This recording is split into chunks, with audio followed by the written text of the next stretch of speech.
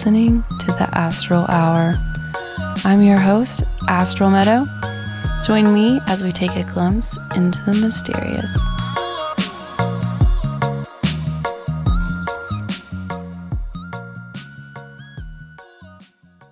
Welcome, everyone.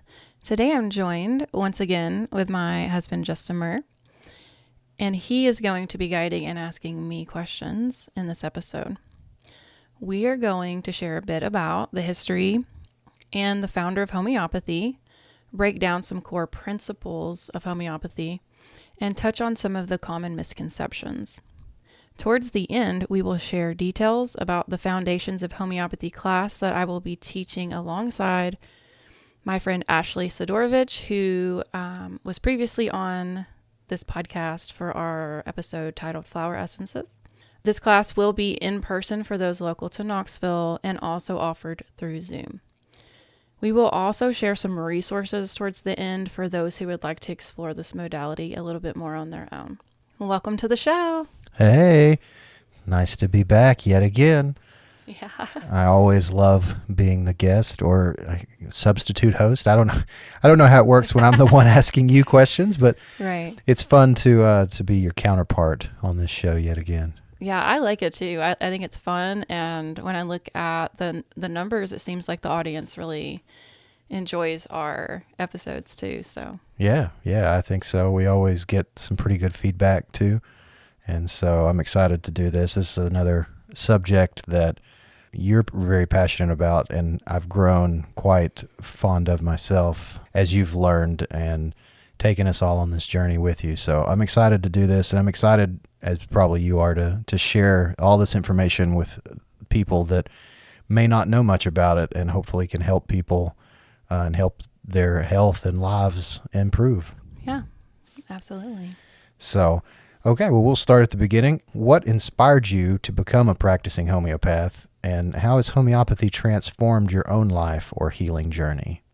All right, so the beginning of my journey started when I was pregnant with our daughter, Iris, about 6 years ago, because she's about to turn 5. So if you add in the 9 months of pregnancy, Right. That's when I bought my kit. And I discovered it through being in some holistic health groups. I had a lot of fear around my pregnancy with Iris this time that I didn't necessarily have in my first pregnancy, because it was so smooth, and like I didn't have any other children to care for. But then having a child and then getting pregnant again, there was a lot more fear around like, what if something bad happens to me? So I had a lot of anticipatory anxiety about giving birth that I didn't have the first time.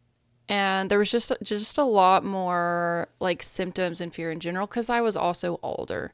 So I was looking in the holistic groups, and homeopathy came up a lot. So I started researching it a bit. And I found that they had a birth kit. So it's the Helios birth kit. I think it has 16 or some remedies in it. And so we got that, and both of us looked over it and tried to have a basic understanding of the overall symptom pictures for each remedy. It comes with a nice little materia medica specific to the remedies in that kit. So the first time I really needed it was right before I went into labor, or I was probably already in labor at this point, but wasn't quite sure yet.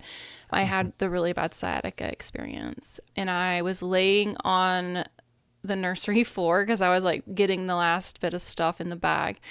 And I was just screaming in pain. I was hurting so bad, and there was no way at that point that I could go get the remedy kit. Right. So luckily I had went over it with you because of my anticipatory anxiety. I covered like every box, and you were able to find the remedy that matched really well with sciatica connected to pregnancy.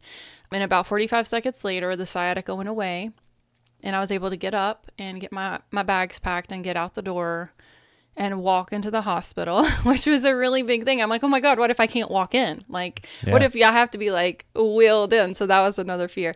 So I was able to walk in, and during labor, I took some arnica. And then after the birth, also took a little bit of arnica. I had some mastitis that I was able to clear really easily with the remedies.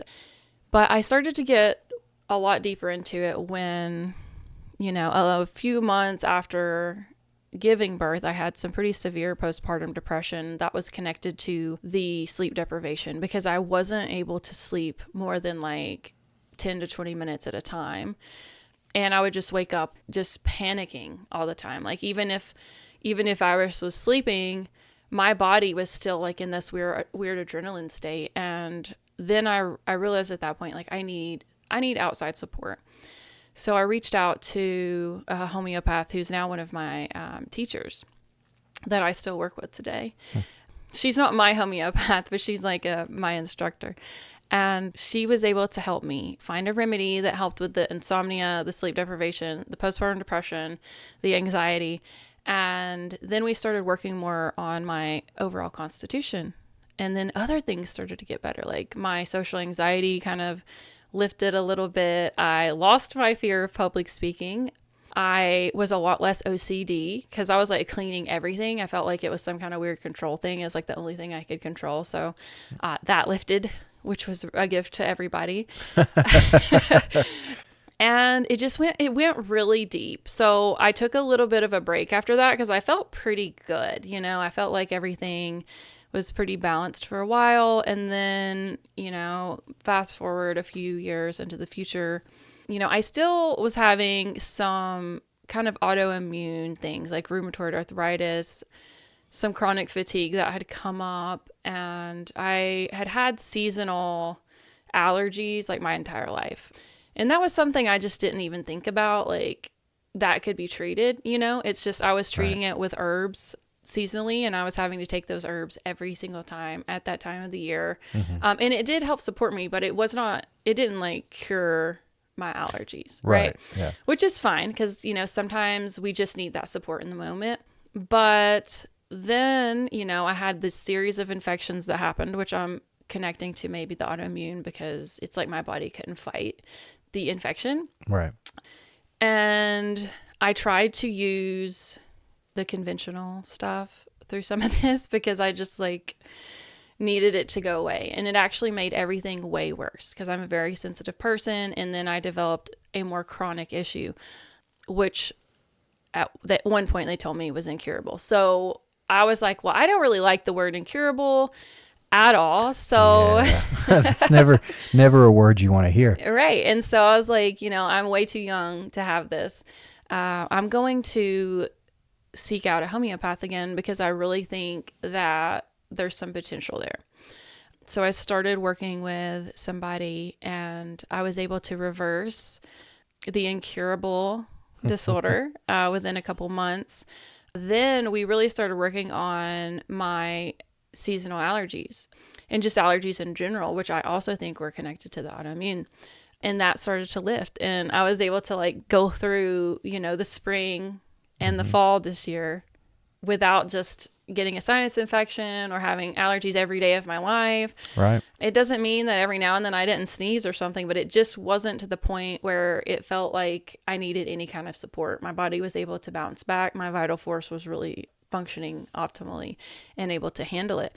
So not only was I able to bounce back from the incurable ailment, but I was also able to improve in certain areas that I actually didn't realize were options.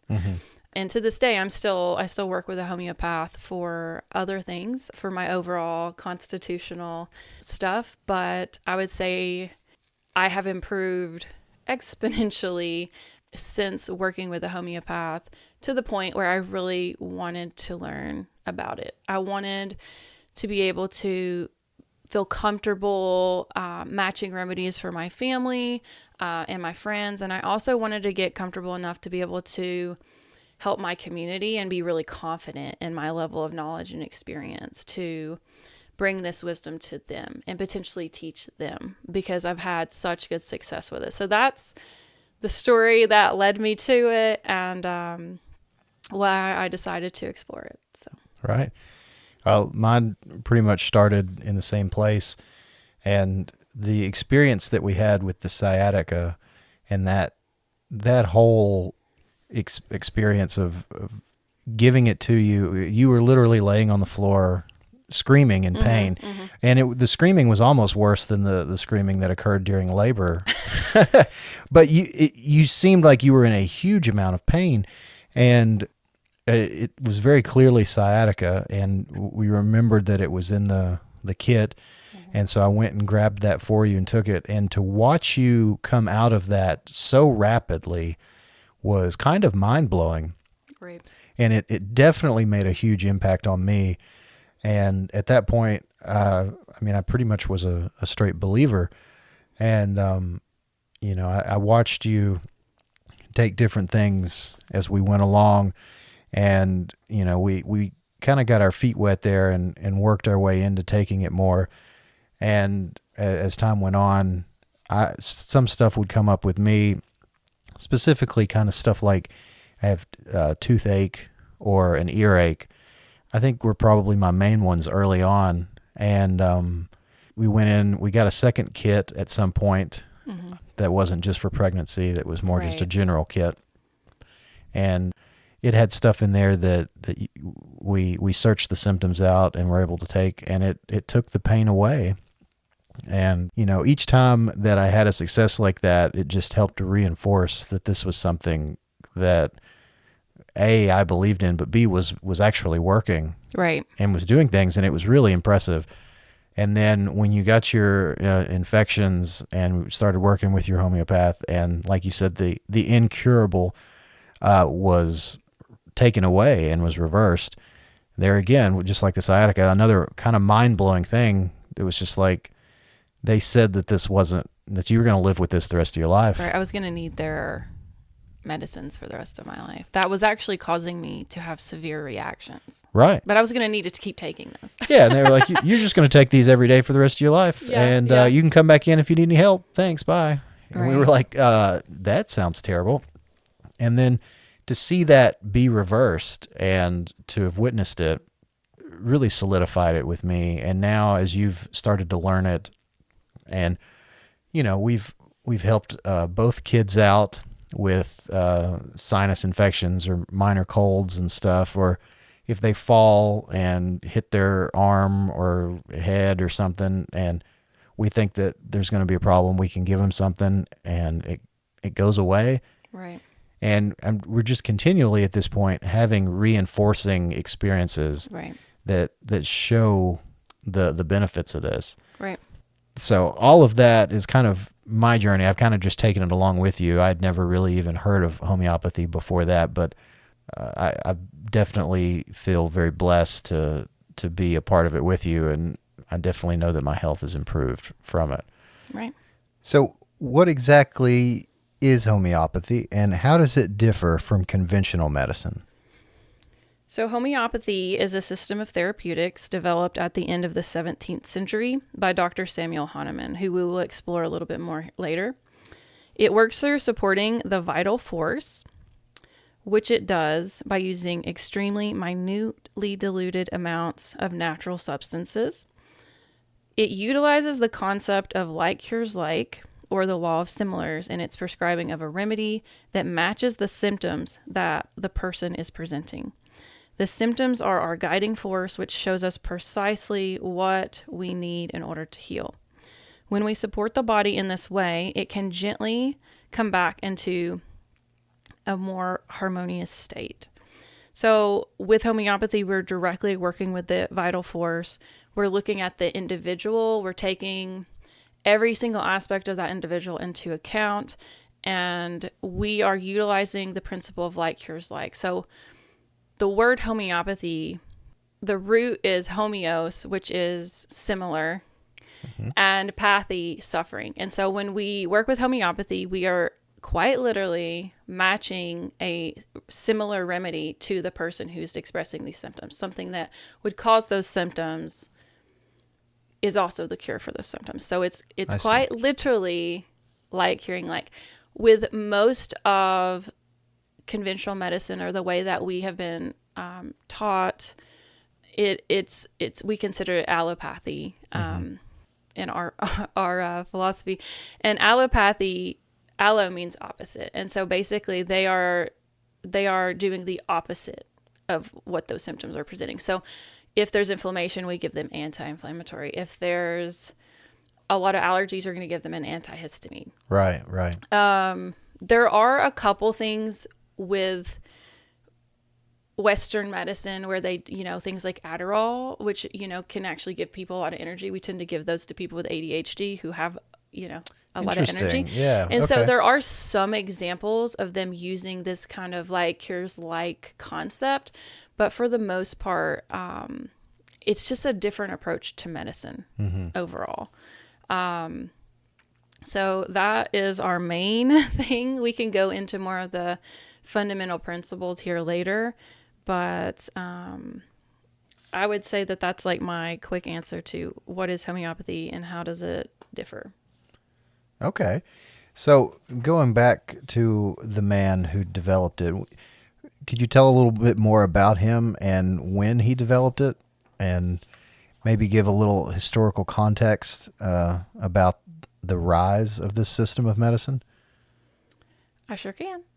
I'm going to go back in time even before Hahnemann, because the concept of like curing like is something that actually predated him, and he stumbled on it. It didn't really take off, but it had been introduced in other ways, going all the way back to Hippocrates in the 5th century, who we consider to be the father of medicine. All right. So with Hippocrates, he brought forward that there's 2 methods of healing: one through contraries, which is opposites, which we talked about with allopathy, or 2 similars. All right. And so this is also where we get the Hippocratic Oath, right? Do no harm, Right. which is really big in homeopathy, right? So Hippocrates kind of introduced this, and then it gets swept under the rug. And later on, we have Paracelsus, who is known as the father of chemistry. So we have some really big people who have stumbled on the like cures like thing that predated Hahnemann himself. So Paracelsus rejected the idea of contraries curing. He actually believed in the harmony of the whole, and he tended to turn more towards German folk medicine with its concept of like curing like, and like the concept of a poison that causes a disease could also be the cure. So we have Paracelsus also introducing this. So Hahnemann was a German physician and a chemist. He is the actual founder of homeopathy. So he took what he has learned and incorporated it into his system of alternative medicine. He developed this in the 18th century during the Age of Enlightenment. This is a period characterized by intellectual exploration, scientific advancements, and challenges to traditional authority, which really helped him, bring something so non-traditional to the forefront at the time. This era emphasized reason, empirical evidence, and innovation, which influenced Hahnemann's critical stance on conventional medical practices of this time, such as bloodletting and purging. So he was a doctor. All right. I think he practiced for about 9 years, and he took the Hippocratic Oath, which we just talked about, do no harm. And then he's watching them, and he's doing this to his patients, like these awful treatments that are not actually helping. They're definitely not curing, and they are causing harm. And so he actually stopped practicing medicine, right? Which puts his family, in detriment in a lot of ways, because that's how he was financially providing. And he had put all this time into becoming a doctor. But I think it was more of like ethically he couldn't do it. So he wanted to go back to the books. He started researching. He started translating medical journals from other languages. And while he was doing that, there was one, and I can't think of the guy's name, but I think he was translating it from English to German. And this guy was talking about Peruvian bark curing malaria. And it was interesting to him because he was like, well, this bark actually creates these same symptoms of malaria when ingested. And so it's interesting that it's showing up as a cure for malaria. And so he started experimenting on himself by giving himself doses of this Peruvian bark, which we call China. And he was actually, this was the first proving, right? He's giving himself these symptoms that this particular substance is known to cure. But he noticed that the more he would dilute it, the less of the side effects that he had.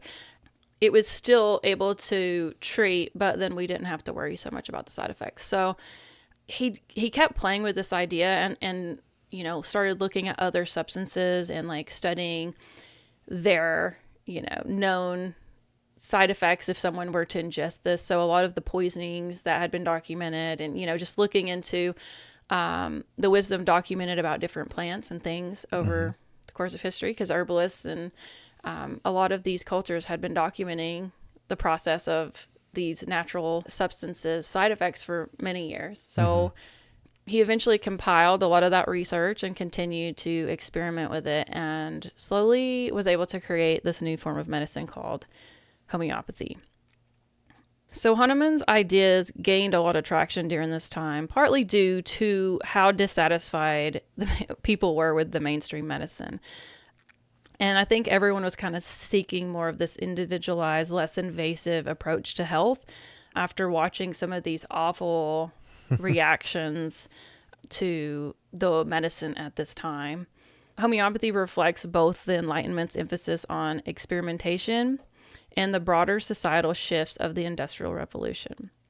So as these new ideas spread quickly through the emerging print culture and increasing global exchanges, this was able to kind of get homeopathy out there and to be shared to a broader audience. So I feel like that had a lot to do with how it took off. And he was really born at the perfect time, for this new way of thinking and to be able to share it with a large audience of people, which he did.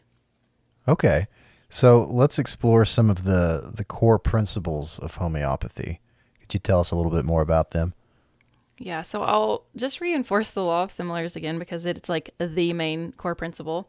But there's 4 really big ones, and then there's a lot of sub-principles, and there's a whole book, on philosophy. Right. So there's a lot of room left to learn, and I'll share those book recommendations at the end. But the law of similars is the principle that a substance capable of producing symptoms in a healthy person can be used in highly dilute forms to treat similar symptoms in a sick person. So this is the cornerstone of homeopathy.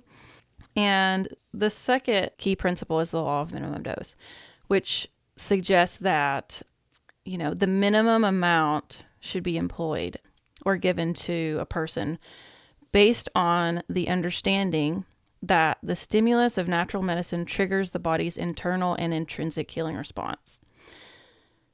The same principle of minimum dose can be applied to pharmaceutical drugs, but for different reasons. So for every substance, small doses stimulate, moderate doses inhibit, and large doses kill. So but when we're providing a minimum dose coupled with the correct conditions for the body to heal itself, the body is able to bounce back, and we're able to avoid any of the side effects that a lot of medicines are known for. So this could even be beneficial in, allopathic medicine, giving the least amount needed. So when we're giving a remedy, we don't want to follow these protocols. There's a lot of protocols online for general things. Well, first off, it's not going to match with the individualization, which we'll talk about in a minute. But it also, a lot of these protocols are telling people to dose often, every day. They're not checking in with anybody. With the law of minimum dose, we take a dose and we wait to see its reaction. Right. If the person is continuing to take these doses, then we can't see what the vital force is doing. We can't see the symptom picture evolve, right? In the same way. And maybe they only need a single dose. So the law of minimum dose kind of takes us out of it. We give a dose and we wait to see what happens. And it is a lot better for the patient, and it makes the case itself a lot less complicated because we're not like imprinting the picture of that substance on the person by overdosing them, right? Because homeopathy is gentle, it is safe, but that doesn't mean that it doesn't, in large quantities, might not cause side effects, because that's the whole concept of provings, right? So these people that are recommending these protocols are really not considering the individual at all. They're just prescribing based on a general picture of whatever that ailment is. And it actually does a disservice to the person, and it isn't actually homeopathy at that point. It seems pretty irresponsible. Right. It's absolutely irresponsible because they're not considering any of are there new symptoms now that we've dosed? Yeah. Right. So do you think these are just people that just lightly know a little bit of homeopathy and then just post it and try to gain traffic that way? Or like, because surely it wouldn't be a legitimate homeopath making these broad assumptions, but I can't answer yeah, why they feel, called to do that. But it also, the next core principle is single dose remedies. So we give one dose at a time. Mm-hmm. That's it. A lot of these protocols go against that because they're telling you to take, 2 or 3 remedies at a time. Right. And this also goes against some of the stuff on the shelves, which is has 10 different remedies in it for a cough or something. Right. We do the single dose remedies because, similar to minimum dose, we want to be able to see what that remedy is doing. Mm-hmm. Right. And we're giving a remedy based on the totality of symptoms. And once we start giving 5 or 6 different remedies for one thing, first off, how do we know which one actually is working to continue that one? Now we're giving a bunch of remedies that don't match perfectly because we're trying to find a remedy that is the closest in similarity to that individual's expression of it. So what are your thoughts on the cold medicine that you could get at the store that is 9 or 10 different homeopathic remedies all together? Do you think that that's still better than getting a kid's Dayquil, or is it going to work? I don't know. I mean, I'm going to say if my teachers are listening to this, I wouldn't suggest it. I would suggest taking the case of the child and finding a single remedy that matches that entire cold expression, which, we're just guessing. We're just guessing when we're taking those. Right. So the last core principle that I'm going to talk about is individualization. So this is a process in homeopathy where an individual is separated from other people, depending on their specific symptoms, even if they're suffering from a similar pathology. So I have a cold, you have a cold. Mm-hmm. Well, your cold may have intense thirst and a lot of chills and some weird things with it. And my cold may be really the common typical expression of a cold. Right. Yours might be weird. You might also have some stomach stuff or some random fear around being sick that you don't normally have. And it might be worse at night. It might be worse laying down. Mine might be better laying down. Right. So even though we live in the same house, we got the cold at the same time, our expressions can be different. Mm-hmm. So when we treat with those general things, we're not taking that into account at all. And so a lot of times you'll actually get a better response taking the totality of symptoms and finding a single remedy and dosing that. And as the person heals, they may need a new remedy because the picture changes, right? So it's not that when you have a cold, we might still give 2 or 3 remedies over the course of that week. Yeah. But if we give it to them all at the same time, we have no idea which one helped. If you get sick or your child gets sick or something and you go and buy one of those and you get better, then it's pretty much, you're saying it's probably just by chance. Right. Well, you're guessing. Right. And I don't want to deter people from trying any kind of holistic thing. I would say it is probably better than suppressing the cough or, taking a bunch of fever reducers or whatever. So I have to be careful what I say there just because it does go against the overall core principle of single dose remedy. Right. But the key here is we are trying to support the body on an individual basis, and we do want the symptoms to be able to express themselves. So we actually work with symptoms with homeopathy, not against them. Mm-hmm. So when we take that whole case, then we are actually supporting the whole person through that. And a lot of these generalized remedies that are being prescribed for this or that, they're just not doing it. They're just not doing it. So there's so many, that's probably a huge misconception. We'll talk about misconceptions later, but that's something that we don't think about is a lot of people are making content and sharing homeopathic remedies, but they're not actually classically trained. They don't actually teach some of these core principles. They're just like, oh, take this for your constipation. They learned a little bit and they're passing it off, but they haven't dug in, like you said, to the core principles or the philosophies. Right. Or even educating that some of these things are chronic. Like something like constipation. Well, what is the root of that, right? So, because some occasional constipation would be considered acute, but if you've been constipated for 5 years and you make content and you're telling people to take this for constipation, well, you're not actually getting to the original root of what caused the constipation in the first place, right?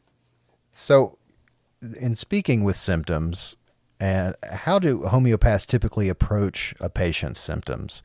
Like, what is the process for selecting the appropriate remedy?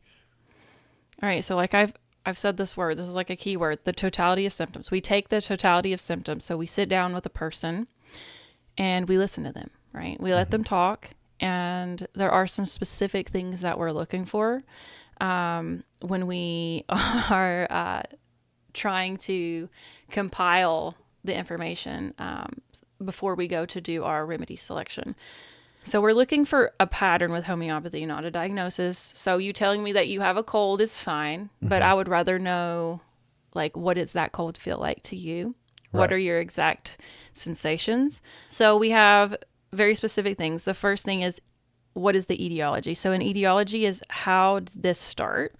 Did you get cold? Like, were you really, really angry? Did something shock you and scare you before your symptoms started? A lot of times that can be a really good guide into the remedy. So the next thing would be affinities. Where is it in the body? Does your head hurt? Does your ears hurt? A lot of people will say like, oh, my tummy hurts. But the more specific we can get, the better. So tummy could be intestines, it could be stomach, it could be gallbladder. So we want to get the affinity. Where exactly are you hurting? And what bodily symptom or tissues is this illness influencing? And then the characteristic symptoms. So, saying you have a cold does kind of help, because a lot of times those do have characteristic symptoms, but you may be expressing it in a very individual way. So I'm still going to ask you, what color is the snot? And, how often are you sneezing? And like, is it bothering you? Like, and I'm hoping that they're going to tell me that, but I might pry a little bit if I don't get that kind of information out the gate. Some other things we look at is the peculiars, which we kind of talked about with your hypothetical case. Somebody that has a head cold, like if they're also a little bit nauseous, like that might be a little peculiar, because usually with a lot of the head symptoms, we probably wouldn't have nausea. So that might stand out and guide me to a different remedy, which might not be in my generalized cold remedies. Right. So something really peculiar. Like also, like, I'm really sensitive to light. Like, I don't know where this is coming from, right? That has nothing to do with the illness at hand. So we definitely take those into account, which is another difference with, modern medicine, because they're like, you have a cold, here's the Sudafed. Right. They're not taking any of the peculiars into account at all. They give the same thing, the same dose to everybody that has that particular thing. Yeah. And then we also look at the modalities. So modalities are huge when we're doing a remedy selection. So anybody that wants to learn self-prescribing, this is something I really want to highlight, because a lot of times it is the key to unlocking, like, oh, it's this one over that one, is what makes it better or worse. So with modalities, we can look at, like, is there a time of day? Is it worse when you wake up or when you go to bed? Does temperature make it better or worse? So like when you're hot, does that exacerbate it? Or does a cool compress make it feel better? Is movement better or worse? Light, noise, your position, the particular season that you're in, indoors or outdoors? And there's also the modalities of the mind. So like, are you just really repulsed by something, right? Is something just like a complete turnoff now? Or are you just like overly, sympathetic towards something that you didn't originally care for? So we look at mind, body, and spirit when we're working with homeopathy. So we do take into account the mental aspects and the emotional aspects. And the other thing is going to be the concomitants, which are the accompanying symptoms. So you tell me you have a headache, Mm-hmm. but then you also have the light sensitivity. And then you also have, you can't stand noise. Right. Or there may be some other symptom like you have a headache, but you also like your left ear is hurting at the same time. So that would be like an accompanying symptom Okay. that's like separate from the headache. So we want to know everything that's going on in that moment that came about at the same time that these symptoms started. So that's going to be the concomitants. And then we also, when we're looking at pain, not only do we want to know where is it, when did it start, what type of pain is it, but like how do you experience that pain? Is it excruciating? Is it stabbing? Is it throbbing? I struggle with describing that. There's so many different ways to describe pain, like Right. especially like headache or it's something. And as you've studied, and I've heard you use certain words like stitching and ripping and all these. It's like I think I've experienced these types of pains before, but I'm not sure. And some of them sound really intense. Right. But it can be tricky to describe the way that your head's hurting. And I've certainly seen that it's tricky with kids, with our son. Like how is your head hurting? And he's like, it just hurts. And it's like, well, Yeah. can you, Mom, I need a remedy. yeah, can you describe it? Is it cramping? Is it hurting, throbbing? And it, even for us, it's hard, but for them, it's really tricky. But I feel like they're getting better though, yeah, you know? it just takes practice, and it takes, you have to describe to them the best you can what a, excruciating or like a jabbing pain would feel like. But that's something that I've struggled with, but I'm getting better at it. I've definitely with practice, and even acknowledging all of my random symptoms, I'm getting better at it. All the stuff you just ran through. Now, whenever I come to you and I'm like, there's something on me that's hurting or doesn't feel good, and I feel this way, and I offer up a lot of the symptoms quicker because I know that every detail that I can give you is going to help you find the remedy that much faster. Right. Like the more information I can give you about it, the closer you're going to get to pinpointing exactly what's going to help me. Right. Absolutely. So after we have listened and we've taken some notes as the person is talking, and answered most of these questions that we had on our mind as they were going over their symptoms, we're going to go repertorize them. So the repertory is our chief instrument of precision with homeopathy. So we're going to go and try to find each of those symptoms in the repertory and look through and document the remedies that go with each of those symptoms. So what we're really trying to do is find a few of them that line up with every single symptom, right? So a lot of times we'll narrow it down, to maybe 2 or 3 remedies that show up for every single thing that you just said, right? Or for most of them. We try to get as close as we can because it's like here's like, right? So the more similar it is, the better progress that we're going to make. So after we repertorize it, we look through our Materia Medica, which is a book that has all the remedies in it and the keynotes and typical symptom expressions that go with those remedies. So a lot of times at this point, we go and read the pictures on each of those 2 or 3 remedies that we've narrowed it down to, and one will usually stand out a lot more than the other. Like this one is really, really, really thirsty, and so that one's not. Right. And that's where the modalities are so important because a lot of times that's the thing that helps us differentiate this one from this one. Yeah. And a lot of times if we narrow it down to 2, I keep that second one in mind, so if I take that and I've noticed I'm a little bit better, but not really, I may switch to the other one. I may pull the Materia Medica back out and look into it a little bit more. But overall, that's how we come to narrow it down to pick a remedy. And then dosing is its own thing, which I'm probably not going to go into a lot here because it really could be its own conversation. And a lot of this stuff I'm just glazing over. We'll go into a lot more detail in the class that I'll be teaching. But yeah, the key thing is, we repertorize it, then we consult the Materia Medica, and then we decide on the remedy that we think matches in the closest way. So homeopathy is why an intervention is chosen, not what is given. So a lot of these people are just saying, take bryonia for a cough, Mm-hmm. that's actually not homeopathy, Right. right? Because why are you giving it? Is that person like worse for movement? Because bryonia has a very specific symptom picture, Yeah. which we prescribe on. We don't just say, oh, it has an affinity for the chest, so we're going to just, it's just guessing, Right. right? But a lot of times we might even complicate the case a little bit more when we are wrongly dosing. You take the body in a whole different direction.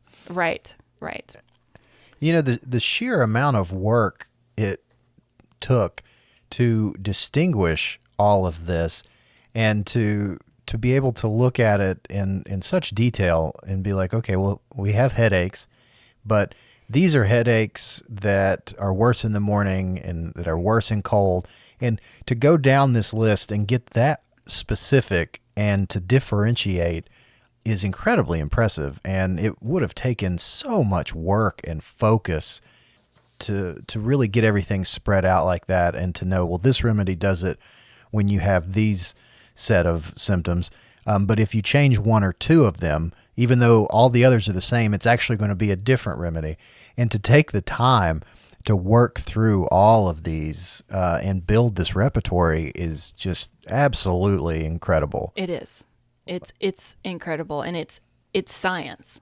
They have spent, so many years compiling this, and people still do. They still do remedy studies. They're still, looking into new remedies today, and it really is a logical, scientific way of treating an individual and documenting what these remedies actually cause and also what they can cure. Yeah. So it's an amazing science. It's fascinating to me. I love reading case studies. I love looking through my repertoire. I love reading my materia medica. And I have so much gratitude to the people that put all this time into compiling it, because I can see it's such a gift to us, the future generation of these people that dedicated their whole lives to documenting this process for us. Literally their whole life. Yeah. You'd have to for this amount of information. Right. And, it is growing in popularity, albeit slowly in the West, but it is out there much more, and it is spreading. But I do think that there are still a lot of misconceptions and a lot of things that really keep it from being much more popular than it is right now. What are some of those misconceptions about homeopathy, maybe that you would like to address or clear up, and that you think is keeping it from being more widely recognized and accepted? So the biggest one is that it's a placebo. Yeah. Right. Which, you watched the film Introducing Homeopathy with me, and yes, that was excellent, by the way. Excellent. And it proves it's on a placebo. Well, first off, it works on babies who don't know that you're giving them anything. It works on animals who don't know that you're giving them anything. And it can work on plants who don't know that you're giving them anything. And so a placebo is like a mental thing. Yeah. And so in order for that definition to even make any sense, the person would have to know that you've given them something. Right. And babies just don't. I mean, you can put a little bit of remedy, under their tongue. They're not aware what you're doing. Right. And then their ear infection goes away, and then that's not a placebo. Right. They don't think, oh, this is going to fix my ear infection. Absolutely. So that's the biggest misconception, is that, we're just giving like a sugar pill. There's no energy to it. Energy's not real. It's just all, in our heads. We're just charging these ungodly amounts of money. Well, the remedies are super inexpensive in comparison to other things. And, a consult is pretty inexpensive considering other avenues. So it's like, we're not in it for the money. Right. And are these remedies, they can't be patented and someone can't own them. Right. Right. I think that's what they addressed in that. Yeah. You can continuously make remedies out of a remedy. I mean, it's like. Right. So no one person or one conglomerate or company or anything can make and control the distribution of it. Right. And so. Right. Absolutely. Another misconception is that homeopathy is mysterious and unscientific. Ooh. But the remedies are prepared and made in a lab. They have very particular techniques. They are subject to precise and clearly stated controls. And the philosophy has very set rules for practice that have been consistent for over 200 years. So it's not mysterious. It's not unscientific. We have very specific ways of not only prescribing the medicines, but creating them. Mm-hmm. It's very structured. It's very organized. And if you take time, you can learn it, Yeah. I took a class with many other people, and we would have cases that we would take. And most of us would come up with the exact same remedy because there is a particular method that we're using to, take the totality of symptoms, repertorize them, right? Consult the materia medica. And most of the time we're going to come up with the same one or two remedies. Yeah. Okay. So there is a method to it. We're not just using our intuition. I mean, I'm not saying that there's not some creativity involved as you progress. Yeah. But there is a lot of logic and science to why we are suggesting a remedy, and that can be learned. Mm-hmm. And so that's just absolutely a misconception. And another thing is just that it's a form of herbalism, which there's nothing against herbalism. It's just a different modality. Right. So I have a lot of people that come to me and they're like, "Oh, do you make a tincture for this?" And I'm like, I'm not an herbalist. Right. So I might make you a remedy kit. And I might, suggest that you put that remedy in water and make your own little remedy out of it that you might take. It's not the same as like the tincture making process that an herbalist would use, which is going to have multiple herbs in it usually, which already goes against the homeopathic way. Right. Because we're using a single remedy. Mm-hmm. And it's not diluted. A lot of times a tincture is actually like really potent. Right. It's got a lot of plant material that goes into, you take 3 drops, but there's a whole bunch going on to make those 3 drops. So it's a different form of medicine altogether. There's nothing wrong with it. Herbalists also just use plants and herbs, and we're using other substances, minerals and things like that in our I guess it's remedies. the natural or the more natural description and vibe of it that people get mixed up with herbalism. They're like, oh, it's natural, so it must be just like herbs or something where it's coming from that. And same with naturopathy. A lot of people, oh, you're a naturopath. Mm-hmm. And I'm like, well, no, I'm a homeopath.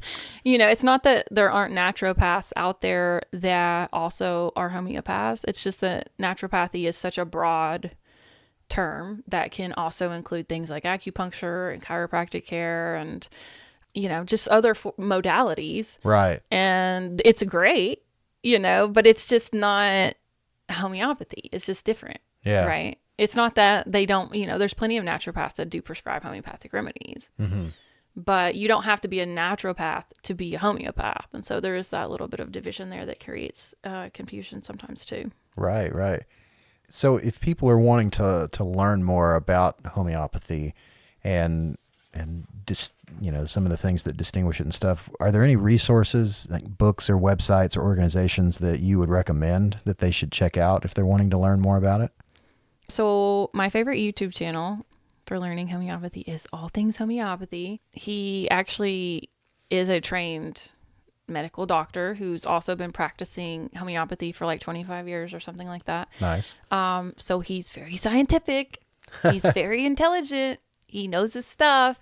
And I really like the way that he shares the information. I find him to be very, even though he might have like a little bit of a dryness to the way he talks, I still find him to be very likable, and it's easy for me to learn from him. So I like to suggest that for people because he breaks a lot of the things that we just talked about into like 5-minute videos. It's easy to digest. That's nice. And he's just really well informed. So I definitely suggest that.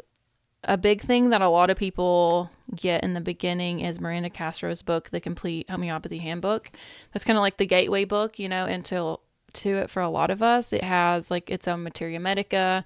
In the beginning, it goes into a lot of the history and like it shows you how to select a remedy and how to repertorize. And so it is kind of a great landing spot for those who don't want to dive like super, super deep into the philosophy, but they're just trying to get their toes wet and they need a reference guide. Right. And she's just amazing. You know, she has her own website that has a lot of remedies and creams and things like that on it for different ailments. And I just really enjoy her work. So I highly suggest Miranda Castro. My YouTube channel, I have a few videos. I have one on there that goes into like different creams and balms and things that are made from homeopathic remedies. And I have one video specific to 3 books that you can get if you really want to learn. And those books are specific for beginners. And then I would also suggest, like, for those who want to go deep, they can actually just get a copy of the Organon, which is Hahnemann's book that he wrote over the course of his life that actually breaks down all of the key components to what is homeopathy and everything he explored along the way. So it's called Organon of Medical Art by Dr. Samuel Hahnemann. It can be dense, but there's a lot of videos and things where people take a single aphorism. And so you might read it and read the footnote. If you're still a little confused, you can look it up. There's just so many great explanations online. So you can study this on your own, but it can be a little dense. So you might not want to start there, but if you do, just know that there's a lot of resources to support you as you're exploring it.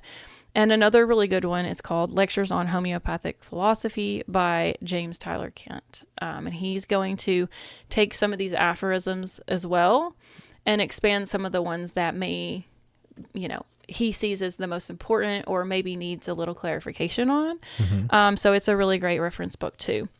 Also, I'll be teaching a Foundations class with Ashley, which we talked about at the beginning. So you can also take that, and it'll be a great learning resource. So could you give a little of the details about this class that you're going to be teaching, and maybe tell everybody how they can sign up and take it? Yeah. So I'm gonna be teaching it with Ashley Sedorovich from Wild Oat Wellness. It's $200 for a 6-hour course.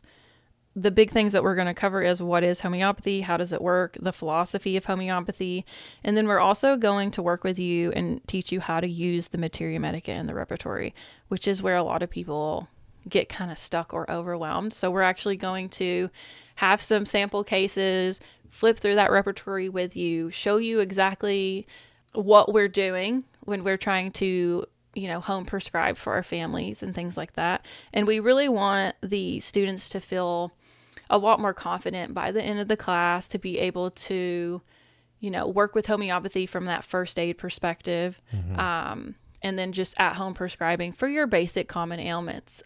So that's the basics of what we'll be covering in that class. It will be in person.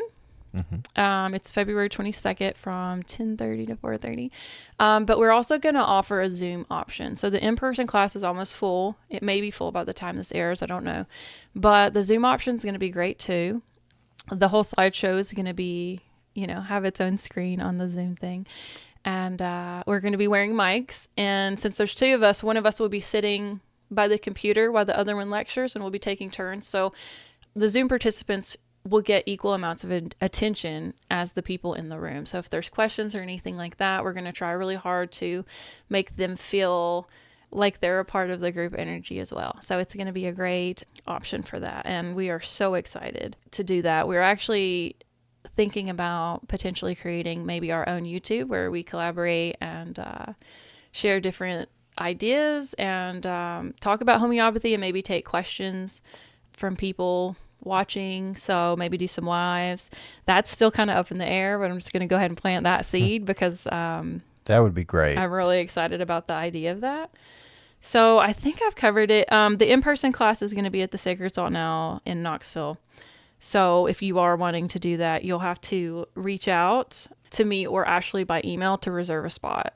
So that's not going to be one of those that you can just show up to. And we are suggesting that everybody purchase Kent's repertory for that. So if you do take that class and sign up and email me, I'll send you a link to the particular repertory that we'll be referencing for that class. Okay. That sounds amazing. And I know that the people that have already signed up have shown a lot of excitement around it. And you and Ashley have already done an incredible amount of work. And I've been witnessing you all put the the slideshow together and get everything organized. And I can attest that it is going to be an excellent class with all sorts of valuable knowledge.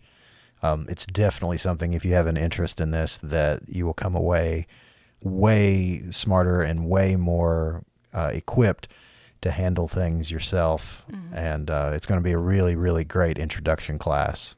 You guys have done a good job so far. Yeah, I think so.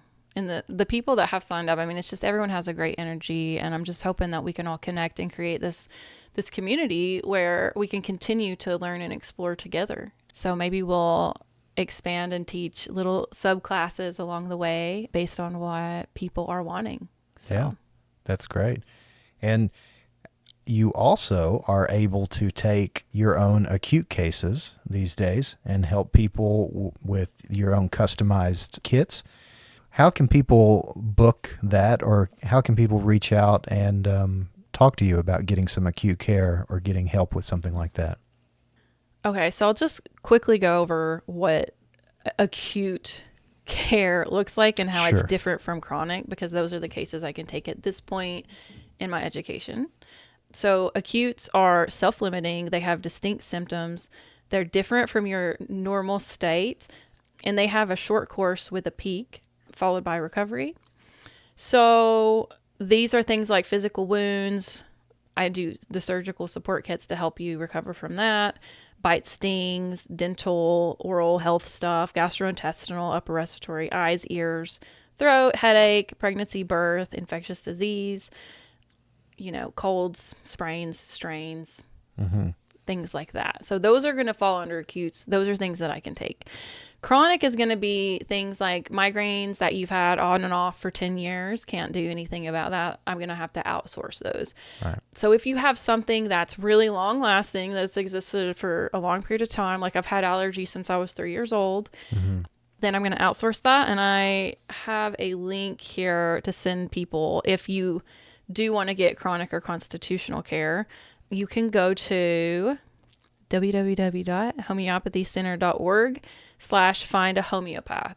And, there are people that take the more chronic cases.